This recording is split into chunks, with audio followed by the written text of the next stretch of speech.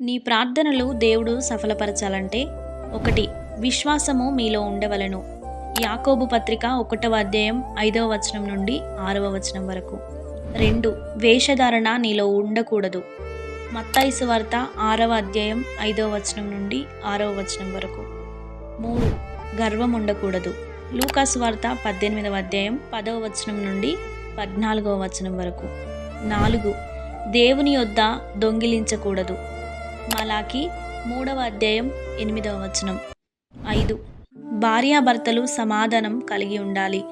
పేతురు రాసిన పత్రిక 1వ పత్రిక 3వ అధ్యాయం 7వ వచనం. 6. ఇతరులు అపరాధములను క్షమించాలి. మత్తయి సువార్త 5వ అధ్యాయం 23వ వచనం. 7. అవసరంలో ఉన్న వారికి సహాయం చేయాలి. సామెతల గ్రంథము 21వ అధ్యాయం 3వ వచనం. 8. వాక్యమునకు లోబడవలెను. సామెతల గ్రంథం